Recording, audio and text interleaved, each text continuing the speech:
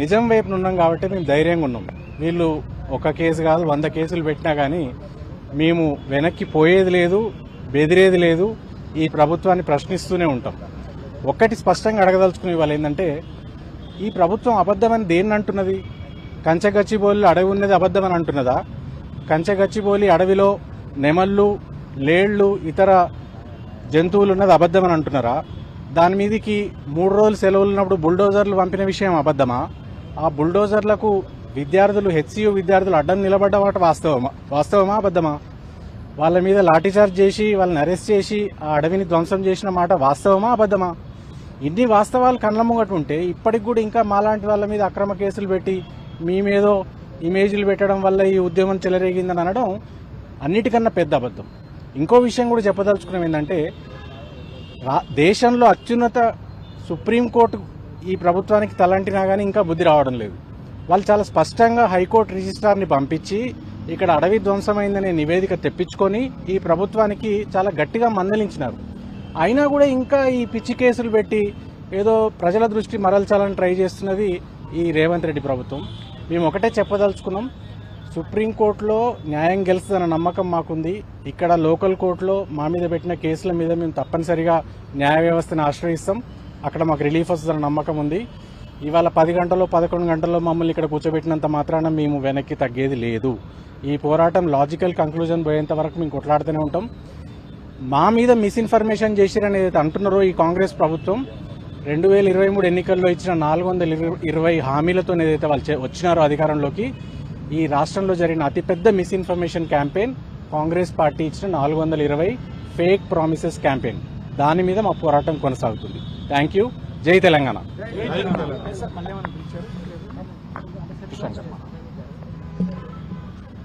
ముందుగా మీ అందరికి కూడా ధన్యవాదాలు. ఉదయం నుంచి మమ్మల్ని ఇక్కడ పెడితే మీరందరూ కూడా ఇక్కడ ఎండలో నిలబడ్డారు, మీడియా వాళ్ళందరూ కూడా. సరిగ్గా ఇదే సమయం గత సంవత్సరం కేసీఆర్ గారు ఉస్మానియా యూనివర్సిటీలో అక్కడ సర్క్యులర్ రిలీజ్ చేసిర్రు, నీటి ఇబ్బందులు ఉన్నాయి, విద్యుత్ కోతలు ఉన్నాయి అని కేసీఆర్ గారు ప్రశ్నించినప్పుడు రేవంత్ రెడ్డి గారు ఒక తప్పుడు సర్క్యులర్ని పెట్టారు. రేవంత్ రెడ్డి గారు వారి ట్విట్టర్లో పెట్టింది తప్పుడు సర్క్యులర్, 1000 మంది విద్యార్థుల గ్రూపులలో ఉన్నది ఒరిజినల్ సర్క్యులర్ అని ట్వీట్ చేస్తే దాని మీద తప్పుడు కేసేసి జైలుకు పంపించారు. అప్పుడు కూడా బెదిరలేదు. సరిగ్గా మళ్ళా ఇప్పుడు ఈరోజు విచారణ పేరు మీద ఉదయం 11 గంటలకు ఇక్కడికి వచ్చినాము. 1 గంటకు 2 ప్రశ్నలు అడిగారు. ఎందుకు పెట్టినరు, ఎట్లా పెట్టిరు, దీన్ని ఎందుకు పెట్టినరు అన్నదానికి సీఎం రేవంత్ రెడ్డి గారు అసెంబ్లీలో జింకలు లేవు అని అన్నారు. మరి జింకలు ఉన్నాయని రేవంత్ రెడ్డి గారికి తెలియాలి, దేశం మొత్తానికి తెలియాలి అనేది ఆ జింకలై పెట్టినాము అని చెప్పినాం. ఎట్లా పెట్టిర్రు అంటే మొబైల్ ఫోన్ అని అన్నారు. ఇక దీనికంటే మించి వాళ్ళ దగ్గర ప్రిపరేషన్ లేదు. కాంగ్రెస్ ప్రభుత్వం ఎట్లయితే ప్రిపరేషన్ లేకుండా అసెంబ్లీకి వస్తారో ఇక్కడ పాపం వీళ్ళ దగ్గర కూడా అడగడానికి ప్రశ్నలు లేకుండే. ఇక ఆ తర్వాత 7 గంటలు ఉట్టి కూర్చోబెట్టారు. చాలా మంది కూడా ఏదో చాలా ప్రశ్నలు వచ్చేసినాయి, ఇదైనా అదైనా అనుకున్నారు. 7 గంటలు ఏ ప్రశ్నలు అడగలేదు. తర్వాత పైనుంచి ఒక క్వశ్చన్ పేపర్ వచ్చింది. ఒక క్వశ్చన్ పేపర్లో 25 ప్రశ్నలు, ఇంకో క్వశ్చన్ పేపర్లో 22 ప్రశ్నలు, ఇంకో క్వశ్చన్ పేపర్లో 20 ప్రశ్నలు. 3 ఇన్వెస్టిగేటింగ్ ఆఫీసర్లు. పాపం వాళ్ళేం చేస్తారు, ఎవరన్నా ఒత్తిడి పెట్టిర్రా ఇవి పెట్టడానికి అంటే వాళ్ళ డైరెక్షన్ ఇంకా వేరే వైపు ఉండే, ఎట్లా కేటీఆర్ గారిని లాగుదామా, కేసీఆర్ గారిని లాగుదామా అని. ఎవరన్నా మీకు పంపించిర్రా అంటే చెప్పినాం, విద్యార్థులు ఏదైతే హైదరాబాద్ సెంట్రల్ యూనివర్సిటీలో మీ లాఠీ దెబ్బలతోని గాయపడిన విద్యార్థులు ఉన్నారో వాళ్ళందరూ పెట్టిన దాన్ని మేము పెట్టినాం.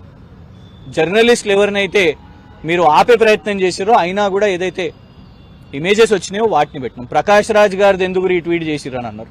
రీట్వీట్ చేయడం కూడా ఇవాళ నేరం అయిపోయింది. కేటీఆర్ గారిది రీట్వీట్ ఎందుకు చేసిరంటే మా నాయకుడు పై చేస్తాం, రీట్వీట్ చేస్తాం. మీ పోలీస్ డిపార్ట్మెంట్ ఏదన్నా ఎప్పుడన్నా మంచి పనులు చేస్తే అవి కూడా రీట్వీట్ చేస్తాం, అది కూడా నేరం అవుతుందా? అయింది రీట్వీట్ చేయడం కూడా నేరం అవుతుందా అని అన్నప్పుడు మొబైల్ ఫోన్ కావాలి అని అంటారు.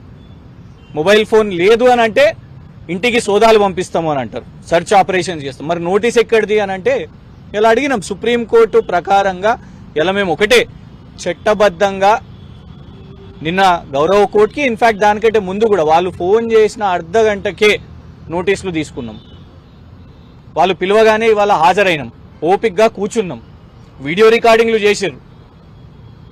మరి కాంగ్రెస్ వాళ్ళ సోషల్ మీడియా వాళ్ళ వీడియోలు తీసుకుంటారా మాకు తెలియదు, కానీ ముగ్గురు ఇన్వెస్టిగేటింగ్ ఆఫీసర్లు అడిగిన ప్రశ్నలకు ఓపికగా కోఆపరేట్ చేసుకుంటూ ప్రతి ఒక్కదానికి కూడా సమాధానం చెప్పినాం. ఎందుకు పెట్టిండ్రు అని అడిగారు. మరి రేవంత్ రెడ్డి గారు మాట్లాడారు కదా, రేవంత్ రెడ్డి గారు కూడా ఫాల్స్ న్యూస్ చెప్పారు కదా జింకలు లేవని. ఇలా మాకు లోపటి ఉంటే సమాచారం వస్తుంది, అందరు మాట్లాడుకుంటున్నారు, కానీ పాపం వీళ్ళందరూ కూడా డ్యూటీ అక్కడ చేయలేకపోతున్నారు గచ్చిబౌలి వాళ్ళు. ఎందుకంటే డీసీపీ గారు ఇక్కడనే ఉన్నారు, ఏసీపీ గారు ఇక్కడనే ఉన్నారు, సిఐ గారు ఇక్కడనే ఉన్నారు, ముగ్గురు ఎస్ఐలు మమ్మల్ని విచారణ చేపిస్తున్నారు, మొత్తం మా పని మీదనే ఉన్నారు. 3వ జింక చనిపోయిందంట పాపం. కానీ ఎవరు చంపుతున్నారో ఎట్లా చనిపోయిందో వాళ్ళ మీద ఏమైనా కేసు వేసిర్రా? చెట్లు నరికిన తర్వాత 3 జింకలు ఎటు పోవాలన్నా, గోపానపల్లి దిక్కు పోవాలన్నా, ఇంకేటన్నా ఉరకాలన్నా, ఎటు దిక్కు పోవాలనో అర్థం కాని జింకలను ఇవాళ రేవంత్ రెడ్డి గారు పంపించిన కుక్కలు చంపేస్తున్నాయి. మరి వాటి మీద ఏమన్నా కేసు అయిందా? సల్మాన్ ఖాన్ అనే నటుడు ఒక జింక మీద వేట చేసిండని ఆయన మీద 30 సంవత్సరాల నుంచి కేసు నడుస్తున్నది. మరి ఇక్కడ 3 జింకలు ఇప్పుడు చనిపోతే దానికి బాధ్యులు ఎవరు? దాని మీద విచారణ జరగాలి కదా. జింకల ఫోటోలు పెడితేనే, జింకలు చనిపోతున్నాయని ఫోటోలు పెడితేనే కేసులు అయితే మరి జింకలు ఎవరి కారణం వల్ల చనిపోతున్నాయి? మేమన్నాం జింకలు ఉన్నాయని, మమ్మల్ని కాదండి, సుప్రీంకోర్టు గారు పంపించిన, సుప్రీంకోర్టు జడ్జి గారు పంపించిన హైకోర్టు రిజిస్ట్రారే చెప్పారు, లిఖిత పూర్వకంగా చెప్పారు. జింకలు చూసినాము, నెమళ్ళు చూసినాము, 100 ఎకరాలు నరికేసిన చెట్లను కూడా చూసినామని. మళ్ళీ ఇంకొక అయ్యో గారు అదే ఎందుకు పెట్టినరు అని అంటే, మరి 10,000 కోట్లు ఐసిఐసిఐ బ్యాంక్ దగ్గరికి వెళ్ళి ఆల్రెడీ తీసుకున్నారు కదా, ధరలను కూడా పెంచి తర్వాత తగ్గించి 75 అని చెప్పి మళ్ళా తర్వాత 52, ఇలా తేడా చూసుకుంటే 10,000 కోట్లు. దీని గురించి చర్చిస్తలేరు. అసలు ఇది పెద్ద ల్యాండ్ స్కాము, దాని చర్చ జరగొద్దు. ఇందులో 10,000 కోట్లు ఎందుకు తగ్గినాయి? ఆల్రెడీ ఐసిఐసిఐ బ్యాంక్ దగ్గర ఒక అడవిని ఇలా సుప్రీంకోర్టు కేసు దేని మీద పెట్టింది? పేరు కంచగచ్చిబౌలి ఫారెస్ట్, దాని పేరు మీద ఇవాళ కేసు నడుస్తున్నది. కానీ దాని గురించి మాట్లాడకుండా ఆర్టిఫిషియల్ ఇంటెలిజెన్స్ అనే అనుముల ఇంటెలిజెన్స్ చెప్పింది ఏంటంటే ఆర్టిఫిషియల్ ఇంటెలిజెన్స్ మీద చేయాలని. ఇలా అల్టిమేట్ గా మేము ఇచ్చిన అన్ని సమాధానాలకు కూడా మరి వాళ్ళకి ఏమున్నదో కానీ 14 ఏప్రిల్న అంబేద్కర్ జయంతి రోజు దళితుణ్ణి బాబాసాహెబ్ అంబేద్కర్ గారి విగ్రహానికి పోయి దండలేయాలి. నేను నియోజకవర్గంలో తిరగాలి. ప్రతి సంవత్సరం వర్ధంతి జయంతి బాబు జగ్జీవన్ రామ్ గారిదైనా అంబేద్కర్ జయంతి అయినా ఘనంగా జరుపుకుంటాం. కానీ అదే రోజున నన్ను ఇక్కడ సెలవు కాబట్టి, కోర్టు సెలవు కాబట్టి ఇక్కడికి పిలవాల్సిన అవసరం ఏమున్నది? మళ్ళా అంబేద్కర్ ఇవాళ అన్ని మీరు అడిగిన మొత్తం 22 + 25 + ఇంకొక 20 అంటే సుమారు 60 నుంచి 70 ప్రశ్నలు అడిగారు. అన్నిటికీ సమాధానాలు చెప్పిన. పర్సనల్ క్వశ్చన్స్ అడిగినరు, అన్ని క్వశ్చన్స్ కి కూడా సమాధానం చెప్పినాం. మరి ఎవరికి కావాలనో ఎవరి క్వశ్చన్ పేపర్ ప్రిపేర్ చేసిరో కానీ ఆ క్వశ్చన్ పేపర్ ప్రిపేర్ చేసిన వ్యక్తికి ఒకటి చెప్పాలనుకుంటున్నాను. దీంతోనే ఏదో భయపడతామని అనుకుంటున్నారు రేవంత్ రెడ్డి గారు. అసెంబ్లీలో నిలబడి శుద్ధపూస మాటలు మాట్లాడారు. డ్రోన్ అధ్యక్ష, నేను డ్రోన్ నడిపిస్తే నన్ను జైలుకు పంపిస్తారా అధ్యక్ష, అది కేవలం 500 ఫైన్ అని. మరి ఇవాళ మా మీద ఎందుకు కేసు వేసినావు? ఇవాళ ఎందుకు ఇక్కడికి పిలిచినావు? నేను డ్రోన్ ఎగిరేయలేదు కూడా నీలాగా. విద్యార్థులు అక్కడ చెరువు లేదని రేవంత్ రెడ్డి గారు అన్నారు, చెరువును చూపెట్టిర్రు. చెట్లు నరకలేదన్నావు, చెట్లను చూపెట్టిర్రు, నరికిన చెట్లను చూపెట్టిర్రు. ఆ డ్రోన్ విజువల్స్ చేసినందుకు కేసు వేసినావు. మరి నువ్వు అంతా సత్య హరిశ్చంద్రుని పుత్రుని అయితే, వాళ్ళ వారసును అయితే, మరి నువ్వు అసెంబ్లీలో మాట్లాడింది ఒక మాట అయితే ఇవాళ మరి డ్రోన్ కేసు మా మీద ఎందుకు వేసినట్టు? 500 ఫైన్ వేసి అసలు కేసే అయ్యొద్దు కదా. అంటే రేవంత్ రెడ్డి గారు చెప్పేది ఒకటి, చేసేది ఒకటి. దయ్యాలు వేదాలు వల్లిస్తున్నట్టు ఇవాళ రేవంత్ రెడ్డి గారు రాజ్యాంగం పేరు మీద అసలు నిజంగా మీ ప్రయారిటీ ఏముండాలి? రేపు సుప్రీంకోర్టు కమిటీ వస్తున్నది. దమ్ముందా? ఇవాళ మేమంటున్నాం, మమ్మల్ని గెలవనిస్తావాను సుప్రీంకోర్టు కమిటీకి చెప్తాం. ఇవాళ సుప్రీంకోర్టుకి తెలియాలి ఏంటిదంటే జింకలు ఉన్నాయని ఫోటోలు వేసినందుకు ఇప్పుడు రిజిస్ట్రార్ గారు వచ్చి చెక్ చేసిర్రు.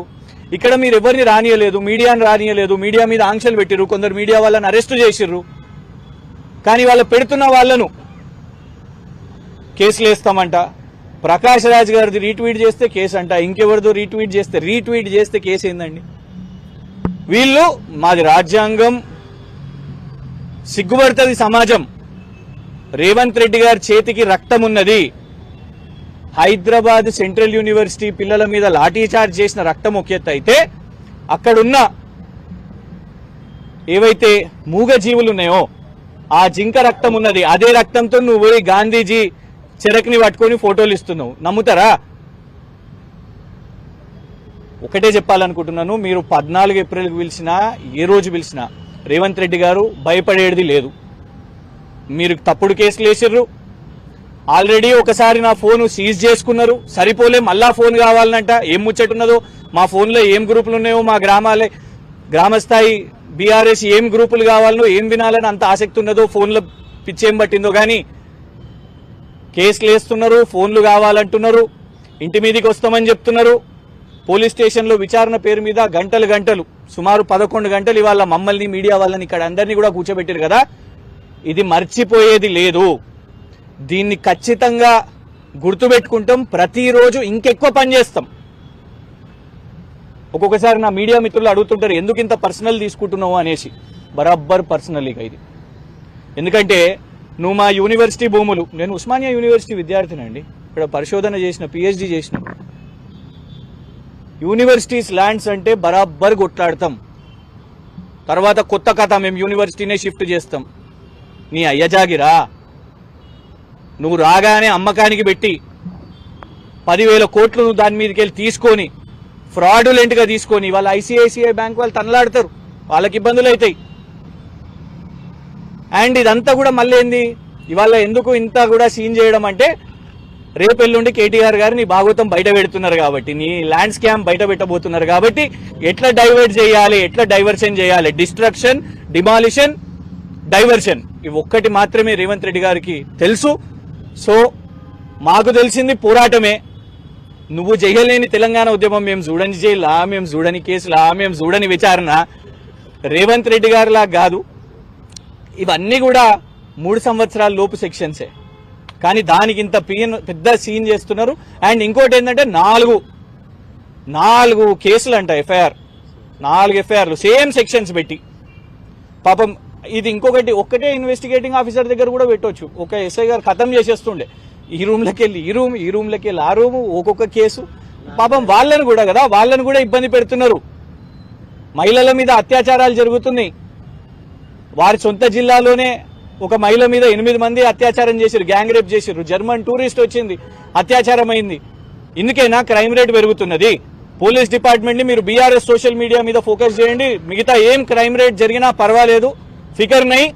BRS social media, BRS opposition, BRS ప్రతిపక్ష నాయకులు, ఎమ్మెల్యేలు వీళ్ళు మాత్రం మాట్లాడొద్దు. వాళ్ళ ఫోన్లు లాక్కుందాం, వాళ్ళ ట్విట్టర్లను చూద్దాం. ఇదే పని మీద రేవంత్ రెడ్డి గారు ఉన్నారు కాబట్టి ఇవాళ తెలంగాణ రాష్ట్ర పరిస్థితి ఇంత ఘోరంగా ఉన్నది. అల్టిమేట్ గా ఒకటే చెప్పాలనుకుంటున్నాను, ఎన్నిసార్లు పిలిపించినా, ఇప్పుడు దిలీప్ గారికి కూడా ఇచ్చింది, ఎప్పుడు మళ్ళా పిలిపించినా కూడా రావాలి అని. నన్నేమో ప్రత్యేకంగా అంబేద్కర్ జయంతి నాడు 14 ఏప్రిల్ సెలవు రోజు రమ్మని చెప్పిర్రు.